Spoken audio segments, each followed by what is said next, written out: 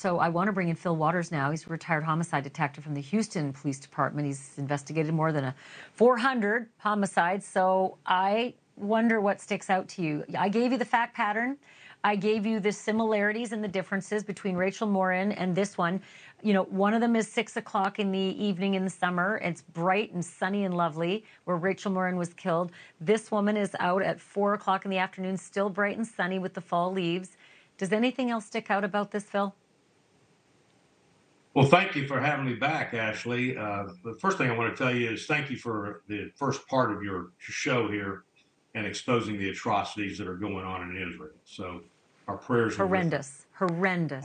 And then you know what, Phil? I said it was a crime show, right? I started the show, I said this is a crime show, but I'm going to start with war. But the truth is, that is crime. That is war crime. Terrorism and taking teenage girls who are dressed for a frickin' Taylor Swift concert and throwing them into these, you know, mass kidnap zones and families and kids, you know, that's just crime. So it fit at the top of this show, but I didn't want to belabor the story that, you know, most cable news outlets are doing. Anyway, I digress. Go ahead.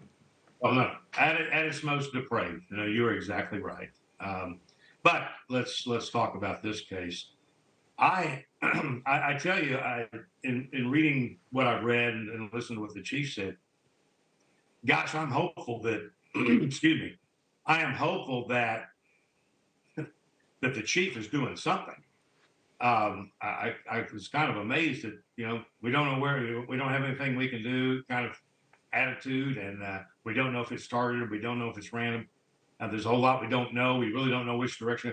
Well, look, this is a case. It's obviously a big whodunit. You've got to hit the ground running with this thing. I would think they're out looking for possible video evidence somewhere. We're trying to get a timeline on when did she. Now, my understanding is she's been retired for several years.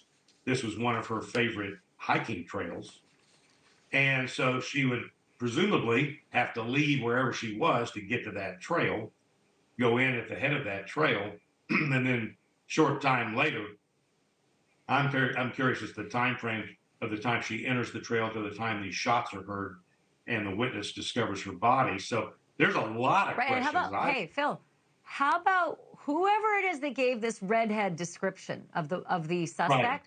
That person dodged literally a bullet because they had to have seen that person up close enough to be within a range of being shot as well as a witness. But somehow they were able to say, the guy that passed me, I'm guessing, it was redhead. I have one thing I need to ask you about. There's something very unique about this case that is not the same as Rachel Morin's case and is not the same as other cases. I know that in your line of work, you guys go sort of, you know, you move out with the concentric circles. You start at those closest to her, boyfriend, husband, is there acrimony, all that stuff. There is something unusual. Ms. Fleming's husband, his name is Ron Powers, okay?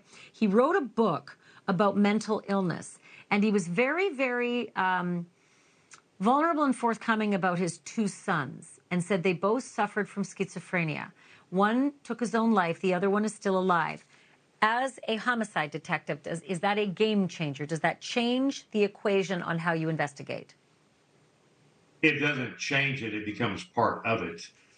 The husband needs to be interviewed, and that son needs to be interviewed. Now, I understand that there's been some post made by the husband directly related to this son, kind of explaining that he was not involved. I find that a little odd. This is one of these cases where they've got to reach the people they need to talk to with a sense of urgency. So the first thing I would have done, this is my scene, we need to, as you've already stated, find out who the closest people are to her. And those are the first people we need to go to, because perhaps they can at least put the timeline together for why she's even on that trail at 4 o'clock in the afternoon. And so, and then there's no telling what kind of information we're going to garner from those interviews. And I think it's critically important that that son is interviewed. There's a lot of strangeness around the post. A lot of strangeness around the book. There's a lot to unpack and a lot to figure out. Thank you for watching. Go to newsnationnow.com to find NewsNation on your television provider. And don't forget to click the red subscribe button below to get more of NewsNation's fact-driven, unbiased coverage.